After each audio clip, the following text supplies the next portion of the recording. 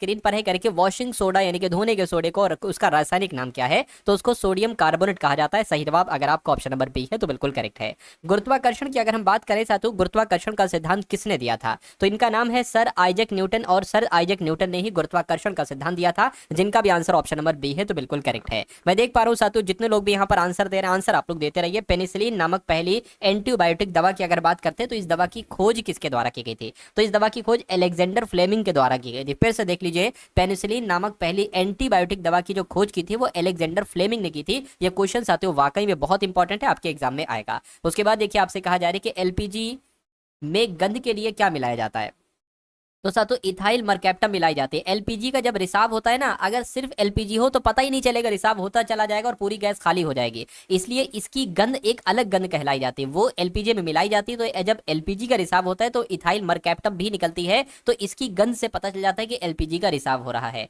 तो कुल मिला के सवाल आपसे पूछा जाता है अक्सर कि एलपीजी में गंध के लिए क्या मिलाया जाता है, तो इथाइल मरकैप्टम मिलाया जाता है। आंसर आपका ऑप्शन नंबर बी होगा। चूहे मारने के जहर में किस रासायनिक यौगिक का उपयोग किया जाता है, तो क्या आप लोग साथियों जानते हैं जिंक फॉस्फाइड का इस्तेमाल किया जाता है, तो जिंक फॉस्फाइड आपके सवाल का बिल्कुल करेक्ट आंसर हो जाता है। वायुमंडलीय आर्द्रता मापने वाले यंत्र को क्या कहा जाता है, तो क्या कहा जाता है साथियों इस यंत्र को कहा जाता है हाइग्रोमीटर। क्या वायुमंडलीय आर्द्रता मापने वाले यंत्र को हाइग्रोमीटर कहा जाता है, जिनका भी आंसर ऑप्शन नंबर बी है तो बिल्कुल करेक्ट है। उसके बाद देखिए साथियों मैं देख पा रहा हूं यहाँ पर धीरज हैं, शिल्पा हैं, खुशबू हैं, उसके अलावा साथियों राहुल हैं, कुशवाहा हैं, संजय हैं, ठीक है ना। तो आप सभी लोग का यहाँ पर आंसर आ रहा है जो कि बिल्कुल सही जा रहा है। कह रहे कि एक्का रेजिया एमराज में किन दो अम्लों का मिश्रण होता है, तो किनका किनका होता है साथियों, एक HCl का होता है और HNO3 का होता है, यानी कि आंसर आपके सवाल का ऑप्शन नंबर ए होगा। मानव शरीर में इंसुलिन कहाँ पर बनता है, आपसे पूछा जा रहा है, तो पैनक्रियाज यानी कि अग्न्याशय में ही इंसुलिन बनता है, ये बात आप लोग ध्यान रखेंगे। आंसर आपका ऑप्शन नंबर बी हो जाता है।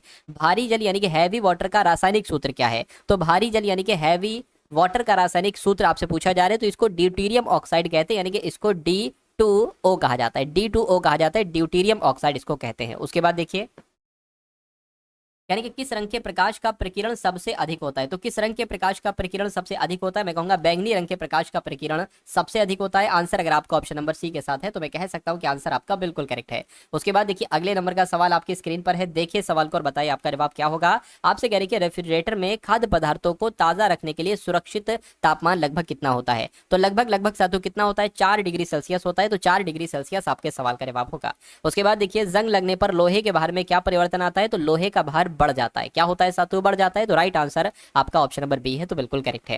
कहा जा रहा है कि धूप के चश्मों के लिए किस प्रकार के कांच का इस्तेमाल किया जाता है, तो धूप के चश्मों के लिए मैं कहूंगा क्रुक्स कांच का इस्तेमाल किया जाता है, यानी कि क्रुक्स कांच का इस्तेमाल किया जाता है, तो ये आपके सवाल का बिल्कुल सही जवाब हो जाता है। उसके बाद देखिए अगला सवाल है, यानी कि ओजोन परत वायुमंडल की किस परत में पाई जाती है, क्या ये शोभ मंडल में पाई जाती है, समताप मंडल में, मध्यम मंडल में, आयन मंडल में, तो ये समताप मंडल में पाई जाती है, स्ट्रेटोस्फेयर में पाई जाती है साथियों। ये जाता है मानव शरीर की सबसे बड़ी हड्डी कौन सी है, तो मैं कहूंगा साथियों अगर फीमर की हम बात करते हैं तो फीमर ही मानव शरीर की सबसे बड़ी हड्डी कहलाई जाती है। कंप्यूटर का मस्तिष्क किसे कहा जाता है, तो कंप्यूटर का मस्तिष्क कहते हैं साथियों सीपीयू को, यानी कि सेंट्रल प्रोसेसिंग यूनिट को कहा जाता है। आंसर आपका ऑप्शन नंबर क्या होगा साथियों, ऑप्शन नंबर बी होगा। उसके बाद देखिए शुद्ध सोने की शुद्धता कितने कैरेट की होती है, तो कितने कैरेट की होती है, मैं कहूंगा 24 कैरेट की होती है। शुद्ध सोने की शुद्धता जो है ना ये 24 कैरेट की होती है। आंसर आपका बी होगा। गोबर गैस का मुख्य घटक क्या है, तो गोबर गैस का मुख्य घटक साथियों मैं कह सकता हूं मीथेन है। क्या है साथियों, मीथेन जो है ना ये गोबर गैस का मुख्य घटक है। सही जवाब अगर आपका ऑप्शन नंबर बी के साथ है तो बिल्कुल करेक्ट। और मैं देख पा रहा हूं साथियों कई सारे लोग यहाँ पर जो है जो आंसर बहुत तेजी के साथ साथियों दे रहे हैं। नेक्स्ट नंबर का सवाल आपके स्क्रीन पर है, देखिए सवाल को और बताइए आपका जवाब क्या होगा। कह रहे हैं कि मानव रक्त का पीएच मान कितना होता है, तो मानव रक्त का पीएच मान कितना होता है, 7.4 होता है मानव रक्त का पीएच मान। कोशिका की खोज किस वैज्ञानिक के द्वारा की, खोज जो की थी वो रॉबर्ट हुक ने की थी, तो रॉबर्ट हुक अगर आपका जवाब है तो आपका जवाब बिल्कुल करेक्ट है। उसके बाद देखिए कह रहे हैं त्वरण का एसआई मात्रक क्या होता है, तो त्वरण का एसआई मात्रक जो होता है वो मीटर बटे सेकंड स्क्वायर होता है, और मीटर बटे सेकंड स्क्वायर कहां पर है, ये आपका ऑप्शन नंबर बी वाले में है। नेक्स्ट नंबर का सवाल है, कह रहे हैं कि डायनामाइट के आविष्कारक कौन थे, यानी कि डायनामाइट का आविष्कार किसके द्वारा किया गया था, तो किसके द्वारा किया गया था, अल्फ्रेड नोबल के द्वारा ही डायनामाइट का आविष्कार किया गया था। आंसर आपका ऑप्शन नंबर बी हो जाता है। कह रहे हैं कि किस विटामिन में कोबाल्ट पाया जाता है। तो किस विटामिन में कोबाल्ट पाया जाता है, तो विटामिन अगर बात करते हैं विटामिन B12 में, है ना। और इसका वैज्ञानिक नाम क्या है, ये आपसे बहुत पूछा जाता है कि विटामिन B12 का वैज्ञानिक नाम क्या है। तो साइनोकोबालामिन, क्या साइनोकोबालामिन ही विटामिन B12 का वैज्ञानिक नाम है।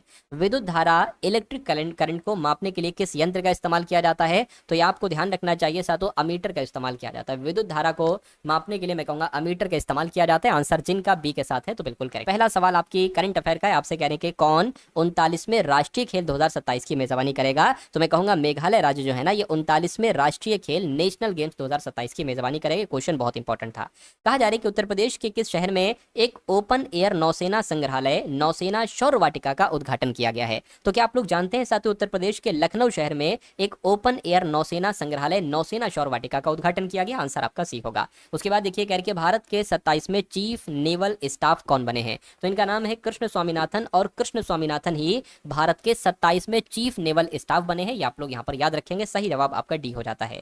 कहा जा रहा है कि मुकेश सिंह को किस राज्य का नया पुलिस महानिदेशक यानी कि डीजीपी नियुक्त किया गया। तो ये बहुत अच्छा सवाल और बहुत इंपॉर्टेंट क्वेश्चन है। आप लोग ये बात ध्यान रखेंगे कि मणिपुर राज्य के नए महानिदेशक यानी कि डीजीपी कौन बने हैं, तो मुकेश सिंह जो बने हैं, मुकेश सिंह मणिपुर के नए पुलिस महानिदेशक बने हैं, अर्थात डीजीपी बने हैं। आंसर आपका बी हो जाता है। उसके बाद देखिए, आपसे पूछा जा रहा है कि रक्षा शिखर सम्मेलन शांग्री लॉ डायलॉग किस देश में आयोजित किया गया है, तो ये साथियों सिंगापुर में आयोजित किया गया है। तो सिंगापुर आपके सवाल का बिल्कुल सही जवाब हो जाता है। किस देश ने 16 साल से कम उम्र के बच्चों के लिए सोशल मीडिया अकाउंट पर प्रतिबंध लगा दिया। तो क्या आप लोग जानते हैं साथियों, ये काम मलेशिया ने किया है अभी हाल फिलहाल में, यानी कि मलेशिया देश ने 16 साल से कम उम्र के बच्चों के लिए सोशल मीडिया अकाउंट पर प्रतिबंध लगा दिया है। आंसर आपका ऑप्शन नंबर सी हो जाएगा। नेक्स्ट नंबर का सवाल है, कहा जा रहा है कि दुनिया का सबसे बड़ा दही उत्पादन प्लांट कहां पर लगाया जाएगा, तो ये पश्चिम बंगाल के कोलकाता में लगाया जाएगा। दुनिया का सबसे बड़ा दही उत्पादन प्लांट, यानी कि आपके सवाल का जवाब जो जाना चाहिए वो ऑप्शन नंबर बी के साथ जाना चाहिए, और जिनका आंसर बी तो बिल्कुल सही है।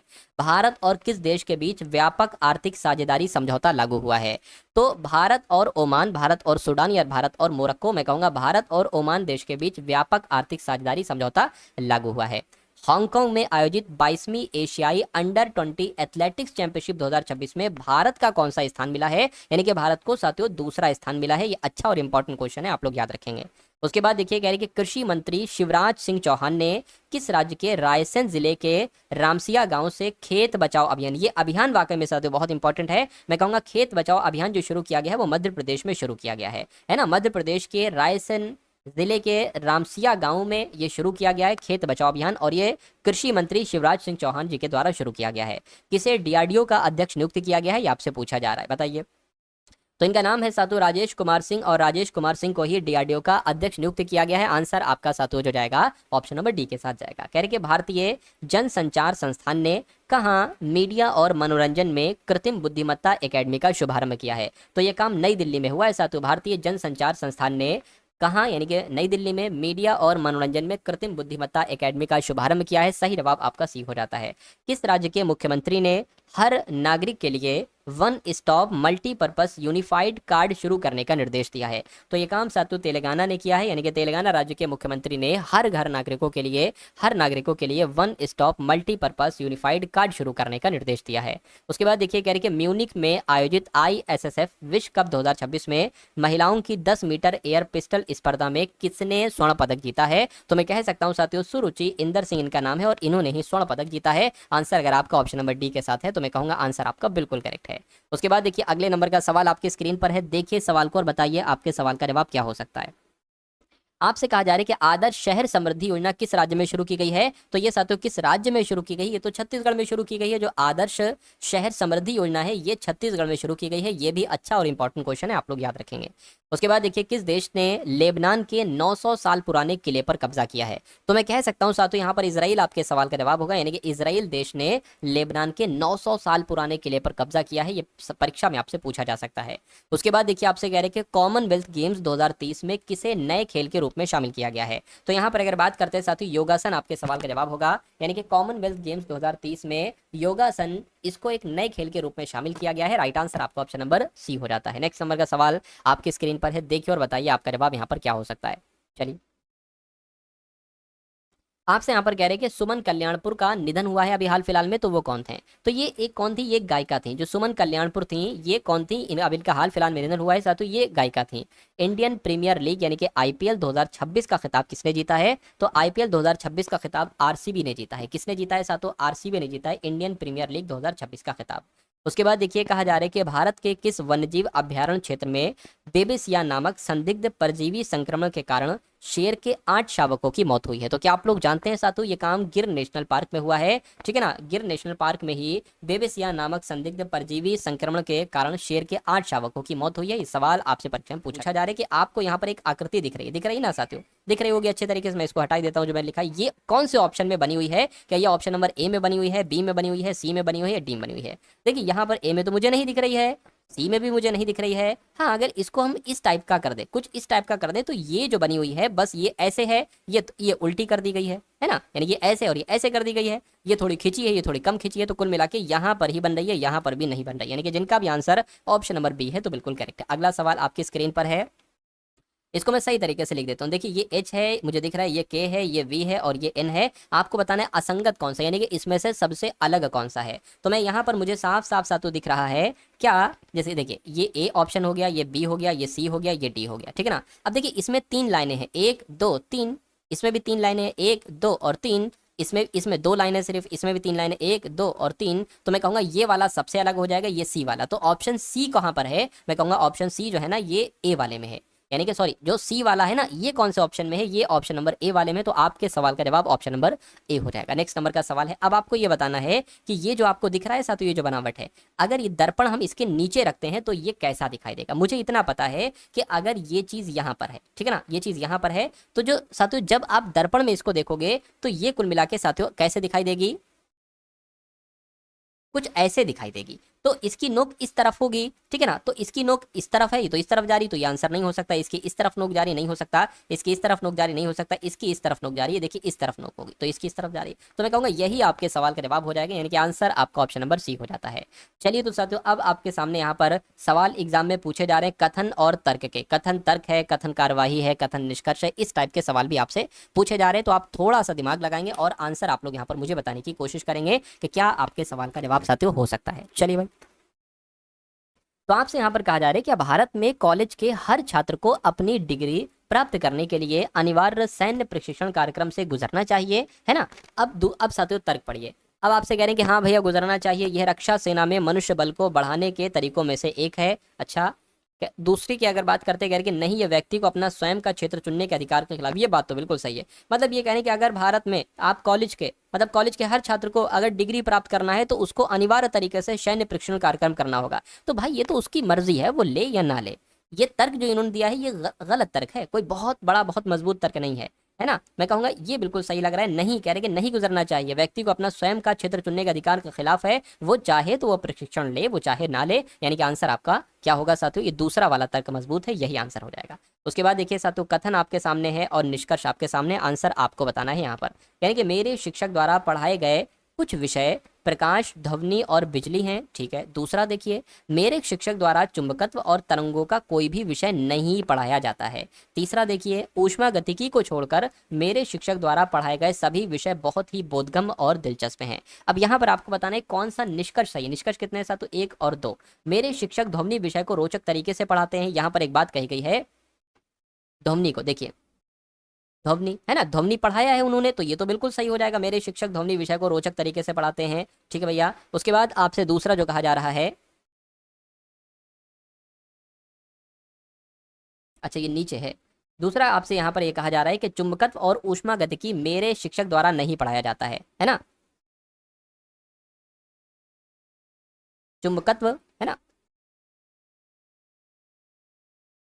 देखिए चुंबकत्व की तो यहाँ पर बात ही नहीं कही गई कहीं पर। देखिए कहीं पर चुंबकत्व विषय की बात की, अच्छा ये कही गई है। आपसे कह रहे थे कि जो चुंबकत्व है और ऊष्मागतिकी है मेरे शिक्षक द्वारा नहीं पढ़ाया जाता है। तो ऊष्मागतिकी की बात की गई, मुझे तो नहीं लग रहा है। हाँ ये की गई, ऊष्मागतिकी को छोड़कर मेरे शिक्षक द्वारा पढ़ाए गए सभी विषय बहुत ही बोधगम्य और दिलचस्प हैं। यानी कि ऊष्मागतिकी पढ़ाया गया है लेकिन वो दिलचस्प नहीं है। और यहाँ पर आपसे क्या कहा जा रहा है कि ऊष्मागतिकी मेरे शिक्षक द्वारा नहीं पढ़ाया जाता है।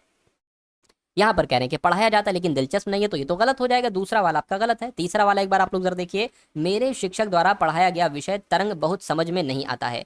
तरंग की अगर बात करें, कह रहे कि समझ में नहीं आता है, और यहाँ पर कह रहे कि तरंग कोई भी विषय नहीं पढ़ाया जाता है, तो वो कह रहे समझ में नहीं आता, ये कह रहे तरंग हमने पढ़ा ही नहीं है, तो भैया तरंग तो पढ़ाया ही नहीं है, तो ये भी गलत हो जाए, यानी कि पहला वाला ही आपका बिल्कुल सही होगा। ये आप लोग यहाँ पर साथियों ध्यान, यहाँ पर आपको एक क्रम लगाना है कि सबसे पहले क्या खाना होता है, क्या धोना होता है, क्या कोई चीज खरीदना होता है, या उसको काटना होता है, या पकाना होता है। तो एक क्रम आप लोग यहाँ पर मुझे बताने की कोशिश करिए, कौन सा क्रम सही होगा।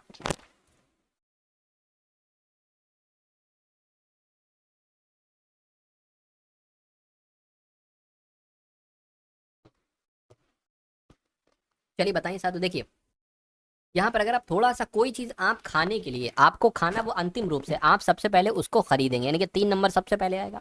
खरीदने के बाद आप उसको धोएंगे, यानी कि 2 नंबर आ जाएगा। फिर उसको धोने के बाद उसको काटेंगे, यानी कि 4 नंबर आ जाएगा। काटने के बाद साथियों उसको क्या करेंगे, आप पकाएंगे, पकाएंगे 5 नंबर आ जाएगा। और फिर अंत में उसको साथियों खा लेंगे। तो कुल मिला के ये नंबर कहाँ पर लिखा हुआ है, 324 51, ये तो ऑप्शन नंबर ए में लिखा हुआ है। तो जिनका आंसर ऑप्शन नंबर ए के साथ है तो बिल्कुल करेक्ट है। अगला सवाल आपकी स्क्रीन, अच्छा एक ये निकल गया। आपको देखिए इस टाइप के सवाल की अगर बात करें, तो इस टाइप के सवाल को एक बार आप लोग देखिए और बताइए आपके सवाल का जवाब क्या होगा। देखिए अंग्रेजी वर्णमाला में सबसे पहले साथियों क्या आता है, ये आपसे पूछा जा रहा है। यहाँ पर MA लिखा हुआ है, यहाँ पर ME लिखा हुआ है, यहाँ पर भी MA लिखा हुआ है ना, और यहाँ पर ME लिखा हुआ है MI। तो या तो ये पहले आएगा या ये पहले आएगा। MAL है और ये MAN है, तो मैं कहूँगा ये पहले आएगा ये बाद में आएगा। तो पहले एक आएगा उसके बाद 3 आएगा। अब देखिए ME यहाँ पर है, ME यहाँ पर, ये तो I है, ये तो दूर की बात है। M है, L है, तो L पहले आता है, फिर ये आता है, यानी कि 3 और 2 हो जाएगा। उसके बाद बचा 5, ये 5 हो जाएगा। तो ये कहाँ पर है, एक सेकंड, कुछ यहाँ पर मुझसे गलत हो गया। देखिए सबसे पहले तो क्या आ गया था, एक बार फिर से इसको कर लें, क्योंकि 3 हमने पता नहीं लिख दिया 2 बार, और फिर उसके बाद भूल गए कि पहला कौन सा आ रहा था, पहला कौन सा नहीं आ रहा था। तो चलिए कोई दिक्कत। देखिए सबसे पहले तो ये पहला वाला आ गया, इतनी बात तो कंफर्म है। अब यहाँ पर लिखा हुआ है, अब ये वाला आ जाएगा, 3 वाला आ जाएगा, क्योंकि इसमें भी MA है, इसमें भी MA है। अब देखिए MEM, ये M या L पहले आता है। मैं कहूँगा साथियों L 12 पर आता है, M 13 पर आता है, तो पहले 4 आएगा, उसके बाद साथियों 2 आएगा, और फिर अंत में 5 आ जाएगा। तो ये कहाँ पर लिखा हुआ है, ये आपका ऑप्शन नंबर सी में लिखा हुआ है। तो जिनका आंसर ऑप्शन नंबर सी के साथ है तो बिल्कुल करेक्ट है।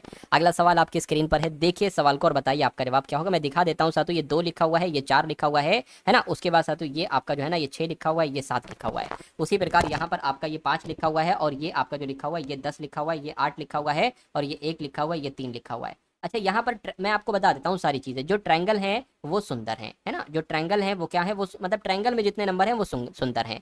और आयत में जितने नंबर हैं साथियों वो क्या है, वो गुलाबी हैं, है ना, वो क्या है, वो गुलाबी हैं। और सर्किल की अगर बात करते हैं साथियों वो क्या है, वो फूल हैं। और ट्रायंगल की अगर बात करें, त्रिभुज की अगर साथियों यहाँ पर हम लोग बात करते हैं, अच्छा त्रिभुज तो हो ही गया, बचा क्या फिर, ये वर्ग बचा है। क्या बचा पर बची थी, सर्किल बचा है। अच्छा सर्किल भी तो हो गया, देखिए सर्किल हो गया, ट्रायंगल हो गया, ये हो गया, आयत बचा है। ठीक है, आयत की अगर बात करें, ये फ्रेश है, क्या है साथियों, ये फ्रेश है, तो यहाँ पर हम फ्रेश लिख लेंगे, यानी कि ये हम ताज़ा लिख लेंगे। तो ये जितने नंबर हैं साथियों ये ताज़े। अब सवाल में पूछा जा रहा है कि कौन सी संख्या केवल सुंदर ताज़े फूल को दर्शाती है। सुंदर यानी कि ट्रायंगल, फूल यानी कि सर्किल, ताजे यानी कि साथियों वर्ग, यानी कि आयत में से नंबर नहीं होना चाहिए, इसमें से नंबर नहीं होना चाहिए। तो मैं कहूंगा 10 मुझे एक ऐसा नंबर दिख रहा है जो कि सुंदर के भी अंतर्गत है, फूल भी है और साथियों ताजा भी है। तो 10 कहां पर है, 10 आपका ऑप्शन नंबर सी वाले में। अगला सवाल आपकी स्क्रीन पर है, देखिए इस सवाल को और बताइए आपके सवाल का जवाब क्या होगा। आपसे कह रहे हैं कि कथन आपके सामने है और निष्कर्ष आपके सामने यहाँ पर है। कुछ दीवारें टूटी हैं, तो ध्यान से देखिएगा, एक एक चीज बहुत बारीकी से साथियों समझिएगा आप लोग। आपसे कह रहे हैं कि कुछ दीवारें टूटी हैं, तो मान लेते हैं ये क्या हो गई, ये दीवार हो गई। और कुछ दीवारें टूटी यानी कि इतनी दीवारें साथियों टूटी हो गई, है ना, इतनी दीवारें क्या हो गई, इतनी दीवारें टूटी हो गई, यानी कि सभी खिड़कियां टूटी, यानी कि जितनी भी खिड़कियां वो सब टूटी, यानी कि टूटी के अंतर्गत आएंगी, टूटी के अंदर आएंगी साथियों खिड़कियां। कुछ दीवारें रंगी नहीं है, तो कुछ दीवारें रंगी नहीं है, तो कुछ दीवारें रंगी नहीं है, तो रंगी सातु ये हो गई, कुछ दीवारें रंगी नहीं, कट बना दिया मैंने यहाँ पर आपसे। अब यहाँ पर सातु कहा जा रहा है कि कुछ टूटी खिड़कियां हैं, कुछ टूटी खिड़कियां हैं, बिल्कुल इतनी टूटी खिड़कियां हैं, तो ये तो सही हो जाएगा, सभी खिड़कियां रंगी हैं। यहाँ पर रंगी अलग है और खिड़कियां अलग हैं, कोई लेना देना नहीं, तो ये दूसरा वाला गलत हो जाएगा, पहला वाला सही है। ठीक है ना। नेक्स्ट नंबर का सवाल आपकी स्क्रीन पर है, आपसे कहा जा रहा है नंबर सीरीज का एक सवाल है। सबसे पहले साथियों क्या है, 23 है, 29 है, 31 है, 37 है, 42 है, 43 है, 47 है। इसमें आपको ये बताना है कि इसमें कोई एक पद जो है ना वो गलत है, वो असंगत है, तो कौन सा गलत है। देखिए 23, 29, 31, 47, 42, 43, 47। अगर हम 42 की बात करते हैं तो 42 एक भाज्य संख्या है। क्या है, फिर से दिक्कत करने लगा क्या ये।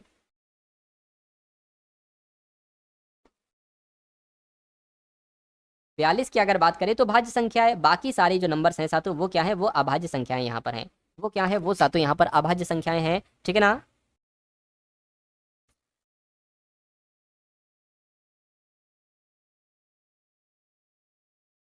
बाकी तो 42 यहाँ पर जो होगा वो सातों क्या हो जाएगा, वो आपका सबसे अलग हो जाएगा। अगला सवाल आपके स्क्रीन पर है, देखिए इस सवाल को और बताइए आपका जवाब। आपसे करेंगे उस शब्द का चयन करें जो अलग है, सबसे अलग यानी कि सबसे भिन्न आपको यहाँ पर कुल मिला के बताना है, बता दीजिए। चलिए देखिए, कक्षा, विद्यार्थी, वाक्य, शब्द, पेड़, वन, घंटा, मिनट। देखिए कक्षा में विद्यार्थी हैं, है ना, वाक्य में शब्द होते हैं कई सारे, पेड़ में क्या वन होते हैं, तो मैं कहूंगा पेड़ में वन नहीं होते हैं, पेड़ में वन नहीं होते हैं साथियों। अच्छा, घंटे में मिनट होते हैं, तो कुल मिला के साथियों ये सबसे अलग हो जाएगा, सबसे अलग हो जाएगा, तो यही आपके सवाल का बिल्कुल सही जवाब हो जाएगा। चलिए साथियों, उसके बाद देखिए अगले नंबर का सवाल आपकी स्क्रीन पर है, देखिए इस सवाल को और बताइए आपके सवाल का जवाब क्या हो सकता है। देखिए आपसे यहाँ पर कहा जा रहा है कि 5 व्यक्ति हैं, PQRST एक पंचभुज टेबल के चारों ओर केंद्र की ओर मुंह करके बैठे हुए हैं, यानी कि साथियों पंचभुज कह लो या ऐसे बना लो, 1 2 3 4 और 1 5। इतनी बात साथियों क्लियर है। आपसे कहने के टी आर के ठीक बाईं ओर है ना। टी की अगर बात करते हैं आर के बाईं ओर है, तो मान लीजिए आर यहाँ पर है, आर के बाईं ओर कौन है, टी है, यानी कि जो पी के दाएं से दूसरे स्थान पर, जो का मतलब होता है दूसरे वाले के लिए, यानी कि जो आर है ना, आर ये पी के दाएं से दूसरे स्थान पर है, तो मैं कहूंगा पी यहाँ पर बैठ जाएगा, पी के दाएं से, सॉरी आर की अगर बात करते हैं, जो आर है साथियों ये पी के दाएं से, तो फिर पी यहाँ पर नहीं आएगा, पी यहाँ पर, क्योंकि पी का दाएं से दूसरा, पी का एक दाया, पी का दूसरा दाया, ठीक है, यहाँ पर आ जाएगा। यानी कि एस के ठीक बाएं क्यू है, तो एस के ठीक बाएं क्यू है, मैं कहूंगा साथियों एस के ठीक बाएं क्यू है, यानी कि क्यू यहाँ पर आ जाएगा, पांचों के पांच आपने बैठा दिए। यानी कि पी के ठीक दाएं कौन है, तो पी कहाँ पर है, पी यहाँ पर है, पी के दाएं कौन है, मैं कहूंगा पी के दाएं तो टी है, तो टी आपके सवाल का बिल्कुल सही जवाब हो जाएगा। ये कुछ नहीं, ठीक है ना। अब देखिए जैसा जैसा कह रहा है वैसा वैसा हम लोग करते जाएंगे। यहाँ पर कह रहे कि ए के उत्तर दिशा में बी है, तो ए हमने यहाँ पर बना लिया, ए के उत्तर में बी है, तो ए के उत्तर में यहाँ पर बी हो गया। उसके बाद कह रहे हैं तथा बी की पूर्व में सी है, तो बी के पूर्व में सी है, यानी कि सी इधर को आ जाएगा। कहने कि ए के पश्चिम दिशा में ई है, तो ए के पश्चिम दिशा में साथियों कौन हो जाएगा, ई हो जाएगा। कहने कि तथा डी ई के दक्षिण में है, यानी कि ई के दक्षिण में साथियों कौन है, ई के दक्षिण में यहाँ पर डी है। कहने कि तो बताओ डी सी की किस दिशा में, सी की किस दिशा में, सी यहाँ पर है, डी यहाँ पर है, सी की किस दिशा में साथियों, डी मैं कहूंगा इस दिशा में है, तो ये दिशा क्या होती है, उसके लिए आपको ये दिशा और ये दिशा पता होनी चाहिए। भाई साहब क्या दिक्कत है, ठीक है। और ये दिशा होती है साथियों दक्षिण, और ये दिशा होती है पश्चिम, यानी कि दक्षिण पश्चिम आपका जवाब होगा, जो ऑप्शन नंबर सी वाले में। समझ गए साथियों, समझ गए साथियों दिक्कत यहाँ पर। जो ऑप्शन नंबर सी की अगर हम बात करें, तो ऑप्शन नंबर सी आपके सवाल का जवाब है, तो बिल्कुल करेक्ट हो जाएगा। अगला सवाल आपकी स्क्रीन पर है, आपसे यहाँ पर कहा जा रहा है कि एक 4,000 रुपए की राशि को 10% की वार्षिक दर से साधारण ब्याज पर उधार दिया जाता है। 5 वर्ष का साधारण ब्याज 3 वर्ष के साधारण ब्याज से कितना अधिक होगा। बहुत अच्छा और बहुत प्यारा सवाल है। एक बात मुझे यहाँ पर आप लोग ये बताइए कि 5 वर्ष के लिए ब्याज दर कितनी लगेगी। 5 वर्ष की जो ब्याज दर लगेगी, 5 वर्ष की जो ब्याज दर लगेगी वो कितनी लगेगी। देखिए 10% वार्षिक दर की दर से, 10% की वार्षिक दर से साधारण ब्याज पर उधार दिया गया है। 5 वर्ष का साधारण ब्याज है ना, और 3 वर्ष के साधारण ब्याज, यानी कि 5 वर्ष का तो कुल मिला के साथ दर कितनी है यहाँ पर अगर बात करें, प्रतिशत कितनी है, तो 10 है ना, और गुणा 5 वर्ष के लिए दिया गया है, 5 से गुणा हो जाएगी तो 50 यहाँ पर आ जाएगी, यानी कि 50%। 5 वर्ष के लिए ब्याज दर 50% हो गई। उसी प्रकार अगर बात करते हैं यहाँ पर 3 वर्ष की बात की गई है, 3 वर्ष की ब्याज दर कितनी हो जाएगी, 3 वर्ष की ब्याज दर कितनी हो जाएगी, तो साथियों 10% वार्षिक दर से 10, और साथियों यहाँ पर 3 वर्ष के लिए है तो 3, यानी कि ये कितनी होगी, 30% होगी। बस इसका अंतर कितना होता है, इसका अंतर 20 होता है। तो कुल मिला के अगर बात करते हैं साथियों, जो आपके लिए राशि है वो 4,000 है, यानी कि 4,000 का 20% आपको निकालना है। तो 0 से 0, 0 से 0 कैंसिल हो जाएगा, 400 दूना 800 हो जाएगा। यानी कि मैं कहूँगा कि साधारण ब्याज से कितना अधिक है, तो 800 अधिक है। 800 आपके सवाल का जवाब हो जाता है। तो दोस्तों ये वीडियो आप लोगों को कैसी लगी कमेंट बॉक्स में ज़रूर बताएं। वीडियो अच्छी लगे तो वीडियो को लाइक करें, और चैनल पर नए हैं तो चैनल को सब्सक्राइब करें।